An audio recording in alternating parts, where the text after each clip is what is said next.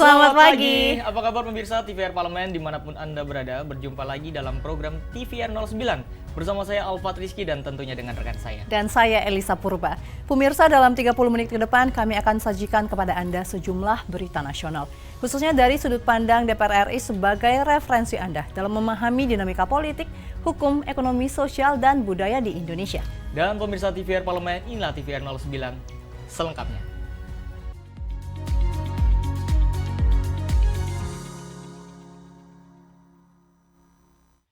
Pemirsa, Indonesia Kuba berkomitmen untuk terus bekerja sama di berbagai bidang, utamanya pengembangan sumber daya manusia melalui pendidikan dan juga riset. BKSAP DPR RI juga menyambut baik tawaran Kuba terhadap beasiswa pendidikan kesehatan. Terima kunjungan kehormatan Duta Besar Kuba, Badan Kerjasama Antar Parlemen atau BKSAP DPR RI menyebut Indonesia dan Kuba memiliki komitmen yang kuat untuk mempererat hubungan bilateral di bidang pendidikan, riset, dan teknologi. Dalam rangka memperingati 65 tahun hubungan diplomatik Indonesia-Kuba, kedua negara berkomitmen untuk terus bekerja sama di berbagai bidang, terlebih karena keduanya sama-sama tergabung dalam gerakan non-blok dan bermitra melalui organisasi BRICS.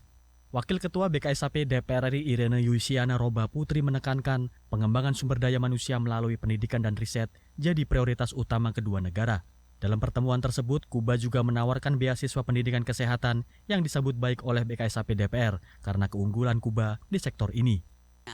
Ada beberapa poin potensial yang saya rasa bisa kita teruskan, yaitu adalah kerjasama di bidang pendidikan dan juga teknologi serta research, di mana kita tahu bahwa Kuba hari ini memiliki teknologi kesehatan yang sangat maju, tetapi memang kita terhalang dengan beberapa perjanjian, baik itu region maupun beberapa kondisi yang terkait Kuba yang kita memang tidak bisa langsung bekerja sama secara langsung direct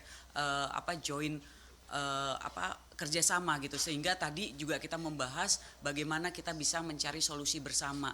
Dan saya pikir tadi yang ditawarkan oleh Kuba kepada Indonesia adalah bentuk keseriusan Kuba untuk menjaga relasi dengan kita Indonesia, dan saya pikir bukan sesuatu yang kecil ya, karena bagaimana Kuba juga menawarkan beasiswa pendidikan untuk kesehatan, dan itu harusnya kita sambut baik gitu.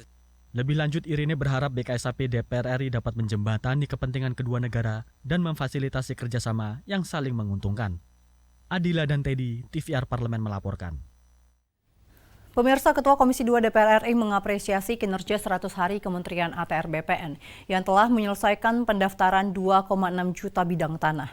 DPR RI juga mendorong pendaftaran 4,8 juta bidang tanah di tahun depan agar segera dirampungkan. Genap 100 hari kerja Kementerian ATR BPN telah menyelesaikan pendaftaran 2,6 juta bidang tanah dan menyelesaikan sejumlah konflik agraria lainnya. Selain itu, realisasi anggaran kementerian ini di tahun 2024 dicatat mencapai 99,4% atau 7.861 triliun rupiah. Ketua Komisi 2 DPR RI Rifki Nizami Karsayuda mengapresiasi kinerja 100 hari Kementerian ATR BPN karena telah melampaui target kinerjanya. Dicatat, dari target pendaftaran 1,5 juta bidang tanah, kementerian ini berhasil melakukan pendaftaran 2,6 juta bidang tanah. Meski begitu, ia mendorong Menteri ATR BPN merampungkan pendaftaran 4,8 juta bidang tanah di tahun depan. Bahwa komitmen Komisi 2 DPR RI bersama Kementerian ATR BPN untuk menyelesaikan berbagai macam konflik agraria, kasus-kasus mafia tanah, termasuk isu tanah untuk rakyat, itu terus kita lakukan. Bahkan kita mengapresiasi karena di tengah anggaran yang terbatas, Kementerian ATR BPN tetap menjalankan berbagai macam program tanah untuk rakyatnya, yang kita targetkan paling lambat tahun depan, mudah-mudahan seluruh tanah di Indonesia bisa terdaftar. Sementara itu, Menteri ATR BPN Nusron Wahid mengatakan setiap jajaran Kementerian ATR BPN akan terus bekerja maksimal untuk menuntaskan seluruh permasalahan pertanahan. Kalau wilayahnya gede baru ke pusat, tapi aturan main, peraturan, juklak, juknis yang membuat adalah pusat. Kemudian pengawasan yang dibuat oleh pusat kepada bawah gitu loh. Tapi kalau murni kewenangan itu ada di bawah di situ tadi. Termasuk PTSR, Kementerian SDM, itu malah justru nggak sampai kepala kantor, cukup di panitia adjudikasi. TVR Parlemen melaporkan. Pemirsa, anggota Badan Legislasi DPR RI Ahmad Irawan mendesak pemerintah membentuk tim investigasi terkait dengan insiden penembakan 5 pekerja migran Indonesia di perairan Selangor oleh aparat penjaga pantai Malaysia. Dan kami hadirkan informasinya sesaat lagi, tetaplah di TVR 09.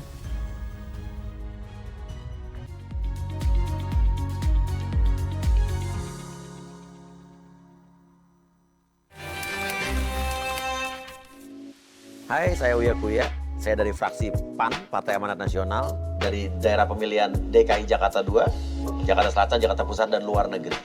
Saya menghipnotis kalian dalam hitungan ketiga untuk menonton di balik kursi. 1, 2, 3.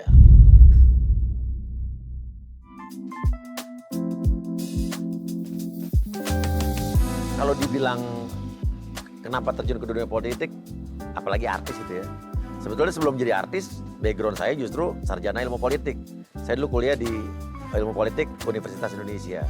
Cuman ke entertainment nyasar lah ya. Ini mobil klasik atau mobil sport? Mobil klasik lah. Mobil klasik itu nilai investasi dan punya value yang bagus banget. Mobil klasik, saya ngalamin dari dulu. Nggak ada yang harganya turun, bahkan naik. Saya punya mobil klasik yang dari sebelum kawin, udah 20 tahun lebih nih saya punya. Dulu mobil itu cuma harga nilai 30 juta, sekarang udah nilainya 600 juta. Ini ada berapa koleksinya? Adalah lumayan. Iya. Oke Bapak, terakhir. Quality time sama istri atau nongkrong bareng anak? Quality time bareng istri atau nongkrong bareng anak? Nongkrong bareng anak. Karena sama istri saya tiap hari udah sama dia terus. Sama anak-anak kan di kuliah di luar negeri, jadi kalau nongkrong bareng anak, ya pasti saya milih itu. Karena sama istri udah tiap hari lah. Sama dia ada Uya, pasti ada Astrid itu aja. Segera, hanya di TVR Parlemen.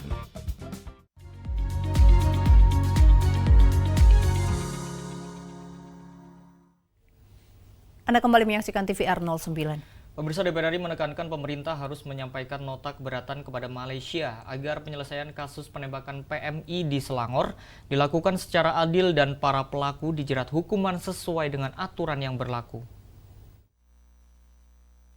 Menanggapi insiden penembakan 5 pekerja migran Indonesia di perairan Selangor oleh aparat penjaga pantai Malaysia, anggota Badan Legislasi DPR RI Ahmad Irawan mendesak pemerintah membentuk tim investigasi untuk mengusut kasus tersebut hingga tuntas. Ahmad Irawan menekankan pemerintah harus menyampaikan nota keberatan kepada Malaysia agar penyelesaian kasus ini dilakukan secara adil dan para pelaku dijerat hukuman sesuai dengan aturan yang berlaku. Ia juga meminta pemerintah memberikan pendampingan hukum bagi PMI yang menjadi korban. Selain itu, ia menilai keterlibatan PMI dalam kasus pemalsuan dokumen keimigrasian terjadi karena sulitnya proses pengurusan. Karenanya, ia mendorong revisi Undang-Undang Nomor 18 Tahun 2017 tentang Perlindungan Pekerja Migran Indonesia memberikan kemudahan bagi PMI.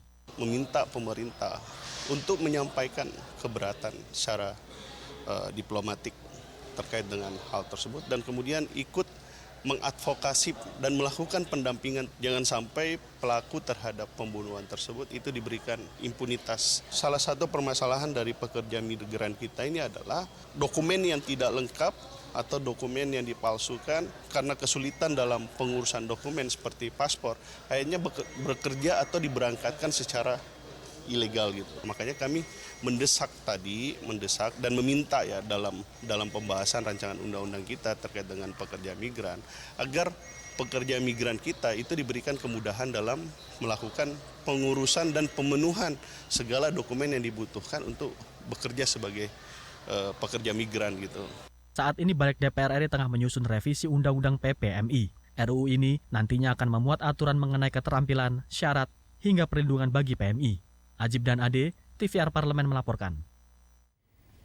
Wakil Ketua DPR RI Adis Kadir menyatakan akan menindaklanjuti aspirasi terkait penataan dan pengelolaan musisi jalanan kepada kementerian dan pihak-pihak terkait. Menurut Adis Kadir, pemerintah perlu mewadahi kreativitas dan bakat para musisi jalanan di tanah air. Baru-baru ini Wakil Ketua DPR RI Adis Kadir menerima sejumlah musisi jalanan yang tergabung dalam komunitas musik jalanan atau Komjal di Kompleks Parlemen Senayan, Jakarta Pusat.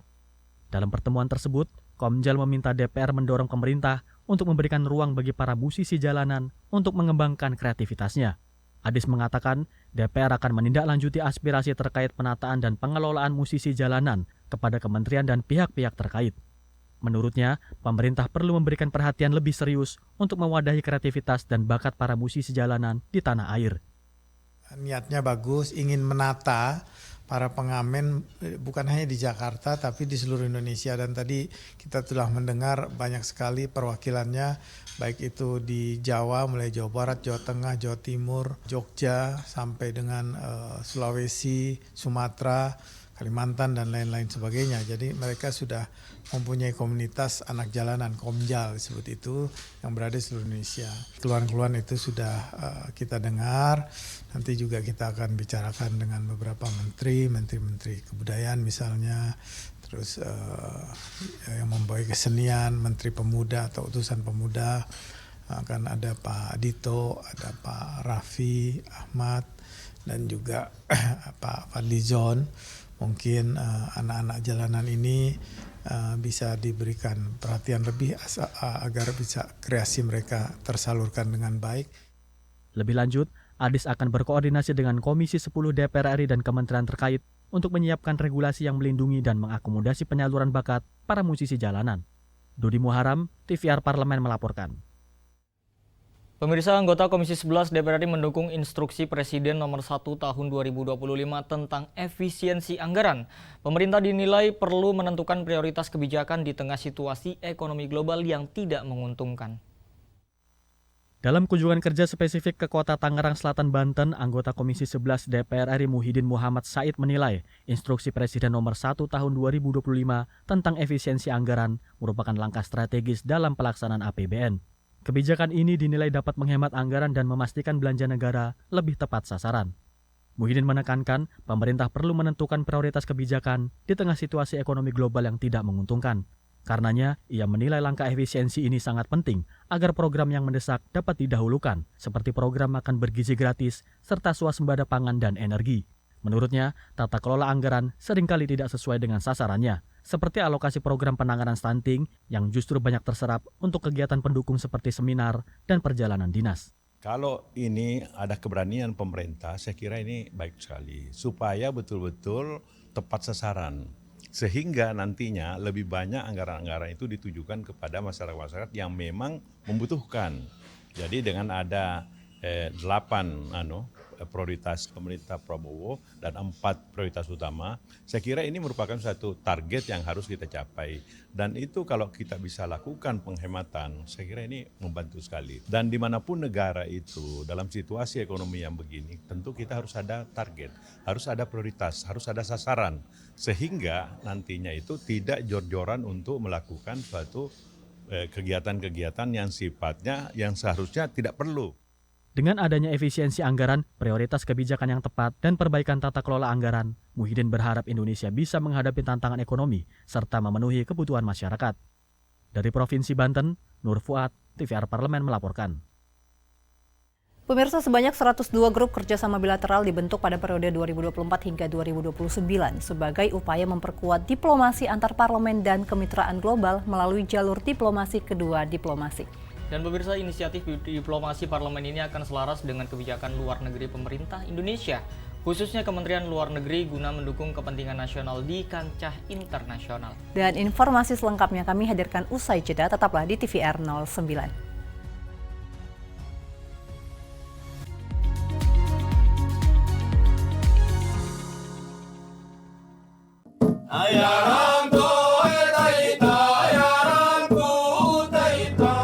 Segala hal ada di luar sana. Lalui rintangan, terus bergerak, maju menembus batas. Jelajahi dan buktikan. Marilah kita memasuki acara ketiga rapat paripurna Dewan hari ini, yaitu pembicaraan tingkat 2 pengambilan keputusan atas rancangan undang-undang tentang perubahan kedua. Halo pemirsa TVR Parlemen, saat ini saya sedang berada di Desa Werebo. Ketika aspirasi rakyat didengar, kami hadir sebagai media referensi Indonesia.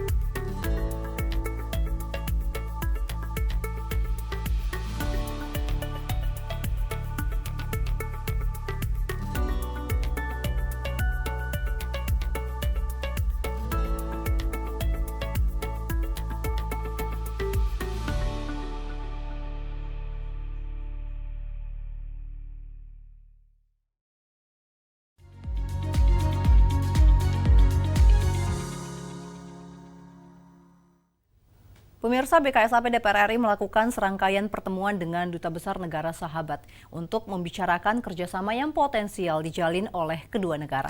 Negara apa saja yang menjalin kerjasama dengan Indonesia? Apa saja bentuk kerjasama yang dijalin dengan negara sahabat? Saksikan liputan mendalam yang telah dikemas oleh tim redaksi TVR Parlemen dalam segmen editorial Parlemen berikut ini.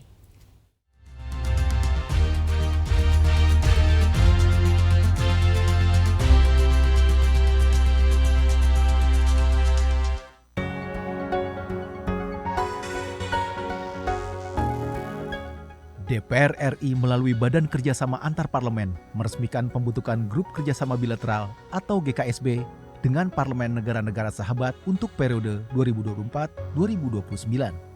Sebanyak 102 GKSB dibentuk pada periode ini sebagai upaya memperkuat diplomasi antar parlemen dan kemitraan global melalui jalur diplomasi kedua.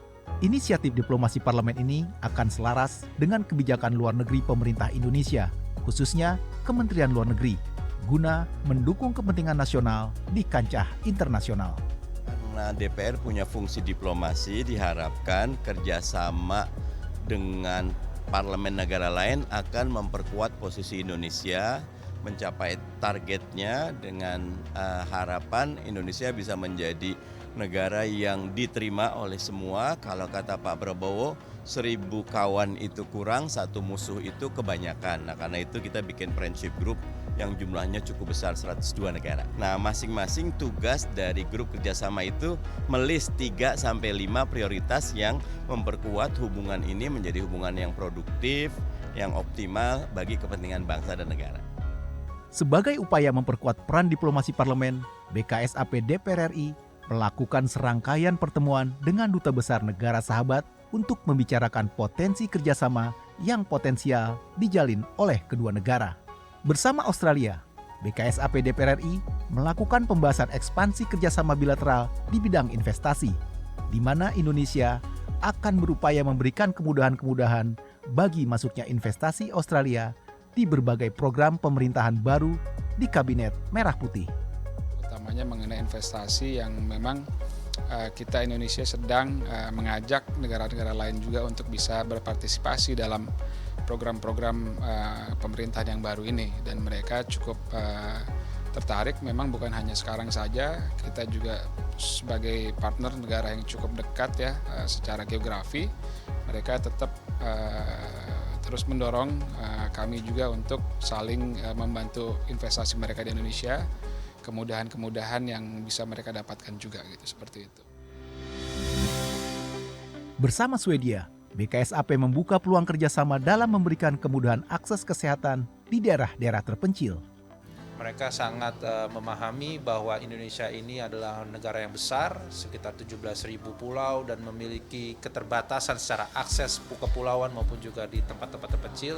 Mereka memberikan masukan kepada kita bagaimana untuk bisa memberikan akses kesehatan itu lebih mudah kepada masyarakat Indonesia. Di tengah situasi global yang semakin kompleks, kerjasama antar parlemen menjadi penting sebagai upaya untuk mengambil bagian dalam menyelesaikan berbagai permasalahan yang dihadapi dunia, termasuk komitmen Indonesia-Malaysia untuk mendukung kemerdekaan Palestina.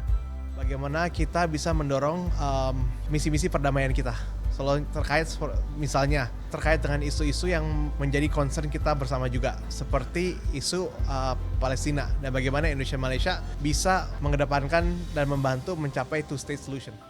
Indonesia dan Kuba juga berkomitmen untuk mencari solusi bersama untuk mengatasi kendala-kendala yang menghambat kerjasama langsung antar kedua negara. BKSAP berkomitmen memainkan peran penting dalam menjembatani kepentingan kedua negara dan memfasilitasi kerjasama yang saling menguntungkan di bidang kesehatan, teknologi, dan pendidikan.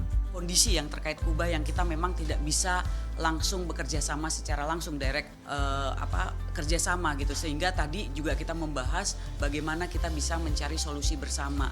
Dan saya pikir tadi yang ditawarkan oleh Kuba kepada Indonesia adalah bentuk keseriusan Kuba untuk menjaga relasi dengan kita Indonesia, dan saya pikir bukan sesuatu yang kecil ya, karena bagaimana Kuba juga menawarkan beasiswa pendidikan untuk kesehatan, dan itu harusnya kita sambut baik gitu.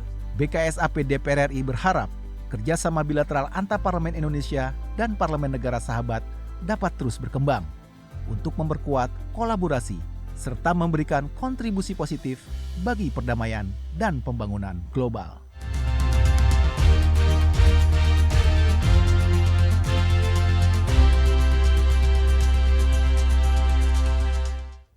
Pemirsa, jika kita berbicara tentang negara yang aman, tentunya merupakan suatu negara yang dimana warga dan pengunjungnya merasa aman dan terlindungi tentunya dari berbagai ancaman yang bahaya, dan juga tentunya ini menjadi impian dari banyak orang. Ya, setuju sekali Elisa, karena memang berdasarkan Indeks Perdamaian Global, terdapat beberapa negara yang termasuk ke dalam 5 urutan negara paling aman di dunia. Wow. Lalu seperti apa nih informasinya ya? Jangan kemana-mana, tetaplah bersama kami di TVR 09.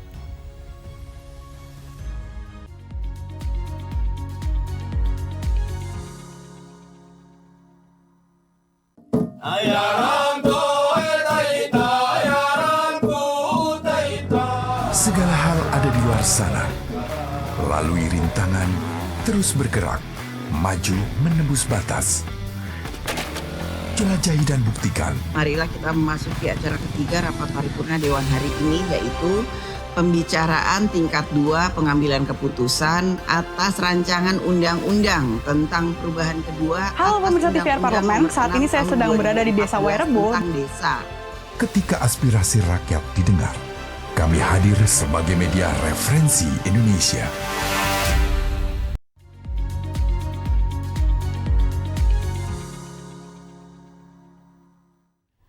Pemirsa, tadi kita sudah membahas mengenai negara yang aman. Tentunya keamanan ini menjadi salah satu faktor yang penting nih, yang jadi pertimbangan seseorang untuk tinggal menetap ataupun hanya singgah di suatu negara, ya Alfat? Iya, karena memang keamanan negara ini dipengaruhi oleh beberapa faktor nih, Elisa. Ini diantaranya stabilitas politik, kemudian tingkat kejahatan, kemakmuran ekonomi, keharmonisan sosial, serta pemerintahan yang efektif, dan tentunya masih banyak lagi ya, biar Elisa tinggal atau singgah di suatu negara itu nyaman. Tentu tanpa berlama-lama, ke pemirsa mari kita saksikan ini 5 negara paling aman di dunia pada segmen Intips, informasi dan tips untuk Anda.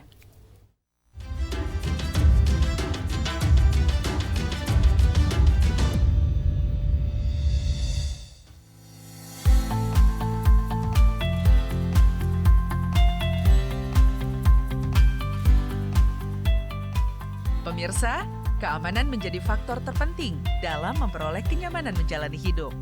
Tinggal di negara yang aman pastinya menjadi impian semua orang. Tapi, gimana sih cara mengukur tingkat keamanan suatu negara? Salah satu cara mengukur keamanan sebuah negara adalah menggunakan Indeks Perdamaian Global atau GPI. Indeks ini mengukur negara-negara di dunia dalam kategori yang aman hingga paling berbahaya. GPI menampilkan 163 negara dengan peringkat paling aman dan berbahaya berdasarkan 23 indikator. Penilaian ini meliputi jumlah konflik kekerasan internal dan eksternal, tingkat ketidakpercayaan, ketidakstabilan politik aksi teror, hingga jumlah pembunuhan. Laporan GPI dirilis Institut Ekonomi dan Perdamaian setiap tahun. Mereka menjadikan perdamaian sebagai ukuran kesejahteraan dan kemajuan yang positif. Lalu, negara apa saja sih yang paling aman di dunia? Apakah Indonesia termasuk? Let's check it out. Di peringkat pertama, negara paling aman di dunia ditempati Islandia. Islandia mendapatkan poin GPI senilai 1,12 poin. Islandia adalah negara Nordik yang berlokasi di sebelah utara Samudra Atlantik dan sebelah barat Laut Eropa. Tingkat keamanan di Islandia tentunya juga didorong sejumlah faktor. Standar hidup yang tinggi, populasi yang kecil, sikap sosial yang kuat terhadap kejahatan, tingkat kepercayaan yang tinggi terhadap kepolisian, pasukan keamanan yang terlatih dengan baik, serta ketegangan kelas sosial dan ekonomi yang minim merupakan beberapa faktor yang membuat keamanan rakyat Islandia terjamin. Uniknya, Islandia bahkan tak memiliki militer dan polisi tidak membawa senjata api. Polisi Islandia hanya membawa tongkat yang dapat diperpanjang dan semprotan merica. Posisi kedua negara paling aman di dunia ditempati oleh Denmark. Menurut GPI 2023, Denmark menduduki posisi kedua sebagai negara teraman dengan skor 1,310. Penduduk Denmark banyak yang melaporkan mereka merasa aman kapanpun, baik siang maupun malam. Negara ini memiliki tingkat kesetaraan yang tinggi dan rasa tanggung jawab bersama yang kuat terhadap kesejahteraan sosial. Dua indikator tersebut berkontribusi terhadap rasa aman dan bahagia warga di Denmark. Di Denmark, korupsi di dunia bisnis atau politik jarang terjadi. Ini karena kejujuran dan kepercayaan merupakan prioritas utama bagi warga. Kerennya lagi, Denmark juga memiliki program sosial yang membantu mereka hidup nyaman. Misalnya, setiap orang di Denmark memiliki akses ke pendidikan tinggi dan layanan kesehatan tanpa biaya tambahan. Dan para lansia diberikan bantuan perawatan di rumah. Wah, asik sekali ya! Irlandia memiliki skor 1,312 dan menduduki urutan ketiga dalam hal keamanan.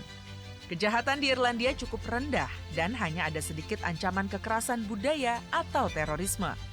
Padahal, landscape Irlandia mungkin menimbulkan resiko keselamatan yang lebih besar bagi penduduk karena banyak tebing dan jalanan berkelok.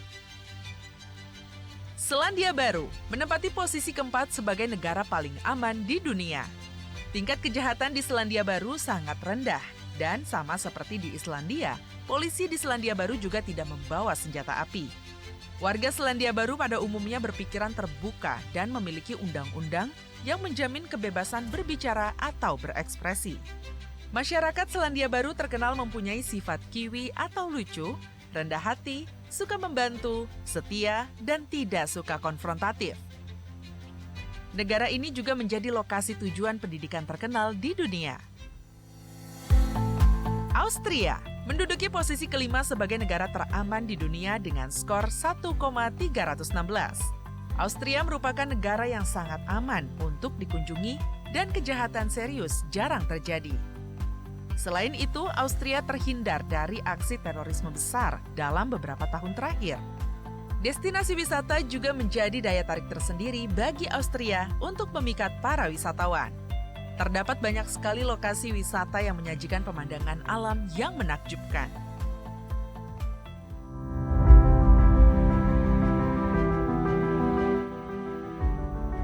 Indonesia menempati peringkat ke-53 dari 162 negara soal keamanan.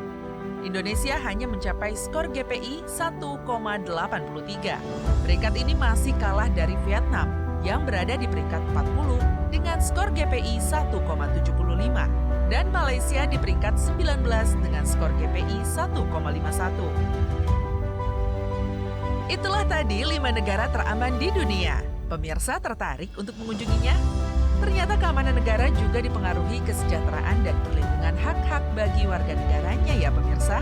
Semoga suatu hari nanti Indonesia juga dapat menempati posisi negara teraman di dunia.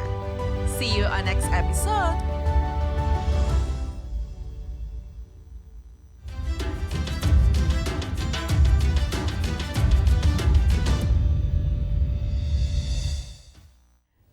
Itu dia tayangannya untuk Anda pemirsa. Alfat gimana? Ada 5 negara yang teraman di dunia.